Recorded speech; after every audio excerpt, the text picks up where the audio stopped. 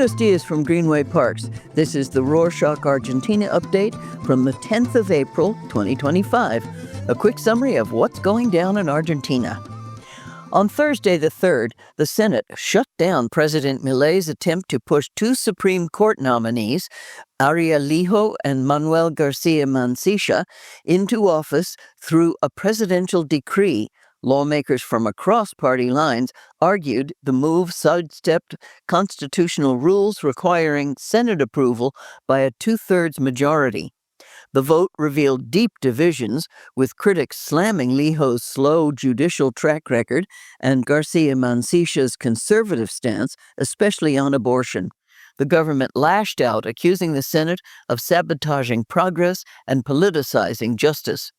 The administration also insisted Garcia Mancilla could stay on the Supreme Court unless impeached. However, he stepped down just 4 days after the vote.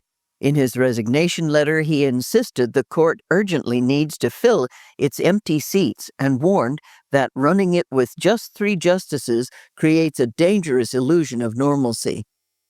It was a tough week for the ruling party, and not just because of the Senate's vote.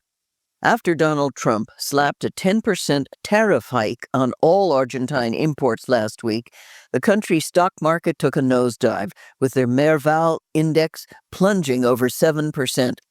Among the affected nations, Argentina ranked in the lowest bracket. Even so, Milei traveled to the U.S. to secure a meeting with Trump, ultimately without success. The Casa Rosada pinned the failed encounter on a mechanical issue with Trump's helicopter, which reportedly delayed his arrival at the Mar-a-Lago gala, where the two were expected to meet informally. The missed meeting was a blow and has sparked criticism within Milei's team over whether these whirlwind trips are really worth it. On that note, the New York Times published an article titled "How to Become Trump's Favorite President, Nonstop Praise," which explores the growing bond between Milei and Trump. The article highlights how Milei has become one of Trump's most vocal international supporters and how it gives Milei political visibility while the U.S. sees potential access to Argentina's lithium. To read the full article, follow the link in the show notes. There's also tension around the inflation number for March. The National Stats Agency will drop the number on Friday the 11th, and things aren't looking great. Most private consultancies expect inflation to have ticked up again, landing somewhere between 2.7% and 2.9%, a jump from February's 2.4%.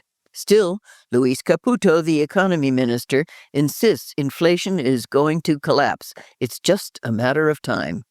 On a somewhat related note, the news outlet The Economy published an article explaining why the International Monetary Fund, or IMF, is considering granting Argentina a new $20 billion bailout. The piece highlights President Milei's sweeping economic reforms and how they align with the IMF's priorities, making Argentina a better candidate for support. Check it out with a link in the show notes. Speaking of the IMF, the deal will come with a major shift in how the country handles its exchange rate. The government plans to move away from the current fixed and heavily controlled system to a more flexible, managed float. That means the central bank will let the peso move more freely, but it will step in when needed to prevent big swings. The plan also includes phasing out the crawling peg and eventually eliminating currency controls altogether, though gradually. Exporters will lose access to the dollar blend benefit, which lets them sell part of their dollars at a better rate. The idea behind this new model is to rebuild reserves, stabilize the currency, and create a more sustainable system that could eventually lead to full unification of the exchange rate, but not until after the elections. All of this is also aimed at attracting investors, or at least that's what the government is counting on. The good news is that Mercado Libre, the e-commerce giant, also announced it'll pump $2.6 billion into its Argentina operations this year, a big jump from last year and part of a larger push to grow across Latin America. The money will go toward boosting logistics, improving tech for both shopping and digital payments, stepping up marketing, and locking in important service deals. The company also plans to add 2,000 new jobs in Argentina, bringing the local team to 14,000 by the end of 2025. Another big story is making waves right now. A group of teens from a school in Ingeniero Maschwitz in Buenos Aires province got caught plotting a potential school shooting after their parents discovered chilling WhatsApp messages and turned everything over to the police. The messages revealed detailed plans, including threats, specific weapons, and even how they'd get them. Authorities identified 4 students and launched an investigation. They were expelled and will have to study online. Parents in the community are scared, with many keeping their kids home and demanding more answers. Local officials ramped up school security, but fear and anger still run high. Also in the Buenos Aires province, Axel Kicillof, the governor, just shook up the electoral calendar. He announced that the province will skip the PASO primaries this year and will hold its legislative elections separately from the national ones, setting the date of the 7th of September. He said that holding both elections on the same day using 2 different voting systems would confuse voters and disrupt the process, especially with Milei pushing a new single ballot format for national races. In case you're looking for something to do this weekend, 3 Argentine restaurants earned their first Michelin star in the 2025 edition of the guide. Angelica Cocina Maestra and Richitella Bistro in the western Mendoza province and Crisia in Buenos Aires City. The awards ceremony held in Mendoza also recognized Nicolás Ticoqui of Ácido as Best Young Chef, named Elena Cabrera and Leonel Castro Ortiz of Trecha as Best Sommeliers, and added 3 new Buenos Aires spots to the Bib Gourmand list. Chef Julian Galende of Alcanfor received a Michelin Green Star for its sustainability efforts, alongside 2 Mendoza-based establishments.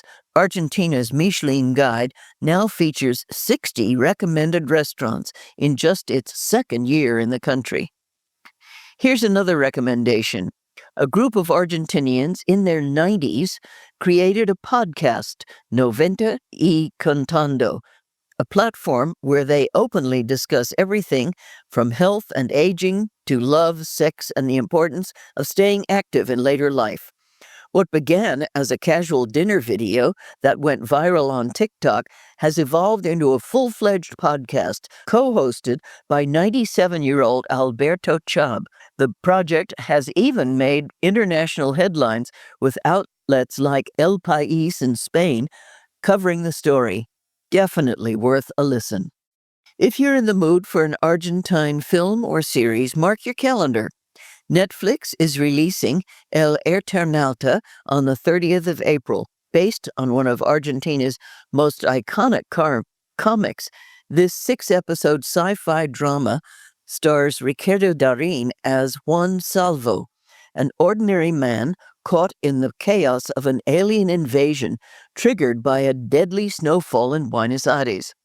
Directed by Bruno Stagnato, the series updates the original timeline to feel more relevant to today's world, while staying true to the comic's core themes of resistance, teamwork, and survival.